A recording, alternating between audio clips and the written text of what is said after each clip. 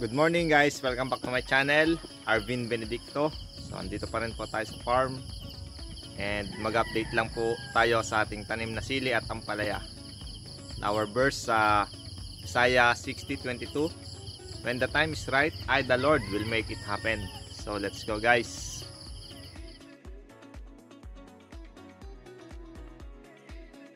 Ngayon po ay December 12, 2023. Yan.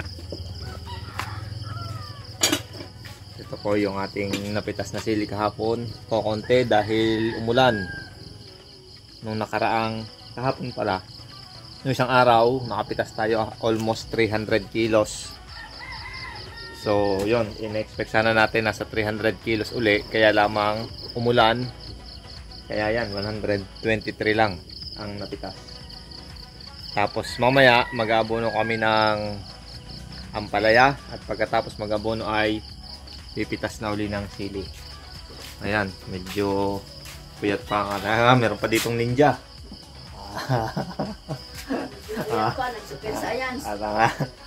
Kaway-kaway muna bagong gising. Puyat sa pagbubandel. Hindi kaya tayo nagbandel eh. Absent, di ka absent. Tapos ito po yung ating iabon sa ampalaya. Yan. Ito ay Yara Winner at saka may kasama ding 4600. So ito po ay nasa 10 kilo ng Yara Winner, tapos 2 kilo ng 4600. Tapos nilagyan lang natin ng tubig, halos nasa 20 liters po ito. Tapos ito pong ating sandok na to, ayan, nasa 2 lata na sardinas. Ito yung ilalagay natin sa 16 liters or 20 liters na tubig.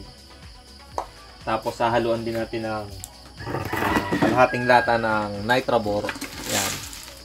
Yara Nitrabor sa 16 liters na tubig. Tapos tig-1 lata ng sardinas kada puno. Yan, kaway-kaway muna. Then, yan. Yan, mga ninja. Yan. Tapos saglit tayo dito sa ating silihan at ampalayahan. So ngayon po ay mag-aalas 6 pa lang ng umaga, kaya medyo dilim pa, makapal pa ang hamog. Yan. At yan po ay makapansin nyo yung ating ampalaya, ang kapal ng dahon. Ito po ay hindi pa napopruningan. Sa Webes po dadating yung magpupruning at ating maibebenta pa yung ating pruning. So ayan po, bali ito ating din lagi itong halos araw-araw or every other day ating iniikutan ang ating ampalayahan dahil merong mga ganito, kailangan natin siyang maiakay. Yan. Bali ito pong ampalaya natin na to ay nasa 32 days na after transplant. So ito po yan, mga nabagsak, nasala pa rin sa guide. 32 days after transplant. So meron na rin po tayo nakikitang paisa-isa na bunga. Yan, mapansin nyo to, ang kapal ng mga talbos. So hindi po natin siya pinopruningan, hindi natin tinatanggalan dahil dito sa amin sa San Juan, Batangas ay nabibili ang talbos ng pruning. Hindi po natin, dati po pag nakakapagbenta ako nasa 60 to 70 per tali, at yung tali po na yon ay naabot ng 2.5 kilos yung isang tali ng talbos. So kaya dito po sa amin sa San Juan, pagka po kahit ganong presyuhan lamang ng talbos ay nababawi na natin yung kapital sa pambili ng seeds. So yung pong ating seeds 2,850 yung isang lata na naglalaman ng nasa 500 na buto. At dito nga po, awa ng Diyos, pagka mapopruningan lahat ay halos nababawi or labis pa yung kinikita sa talbos. Yan o, mapansin nyo, kapal ng talbos dito sa ilalim. Yan.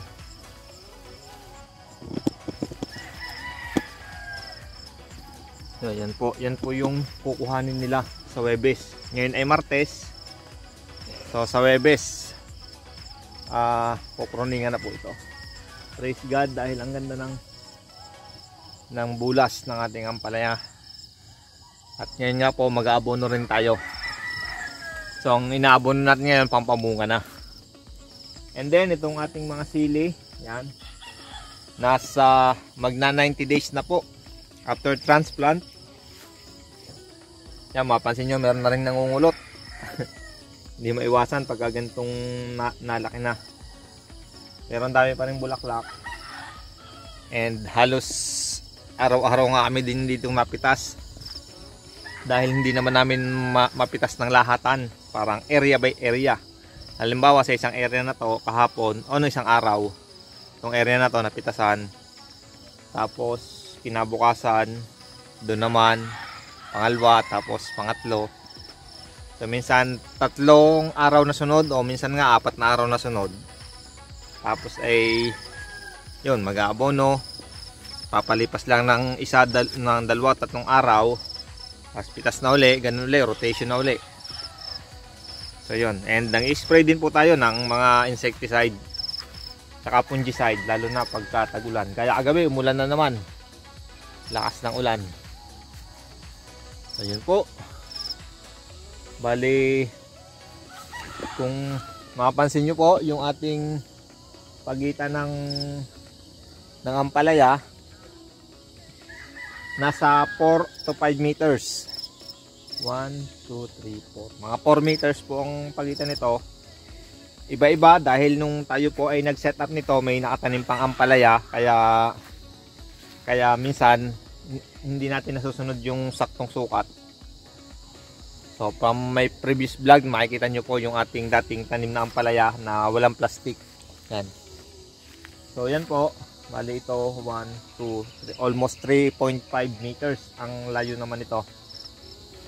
And meron tayo dito na sobrang layo din kasi nga hindi natin, meron tayong mga iniiwasan on, kaya medyo may mga alanganin na sukat. So ito almost 1, 2, 3, 4, 5, almost 5 meters ang layo. Tapos ang atin pong per hill nasa 50 cm. So yan po. Yan. So yun nga po, mamaya tayo ay mag-aabono.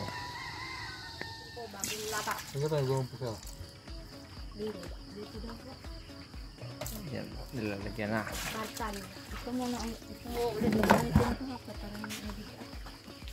Uy, si butas, huwag mong lagyan. Yan. Butas yata yan, oh. Butas. Yun. Parte yun. Doon sa kabila. Ito lang na isang timba.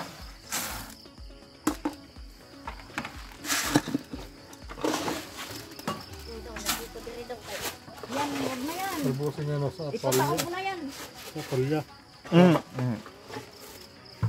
Tapos ay isang latahon ng kahon. Mamaya sila eh. Hindi ho, sa isang araw. Hindi na kaya mo ng tubig.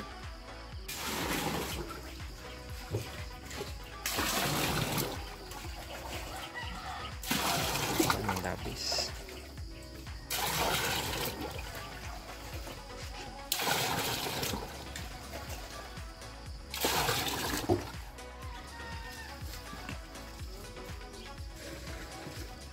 Ihawiin nyo para hindi masyadong tamaan.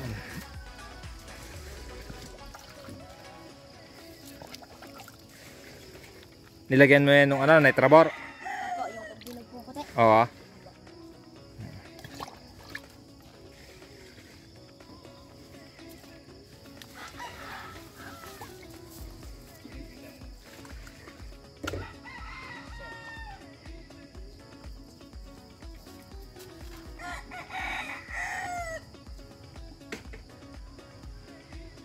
Okay, yan mo na.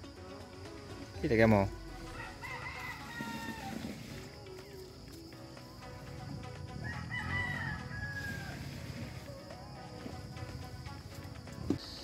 So So yun guys, hanggang dito na lang po muna yung ating video. God bless po sa ating lahat. See you on the next video. Pasensya na kayo at ngayon lang uli nakapag-update. God bless and to God be the glory. Bye-bye!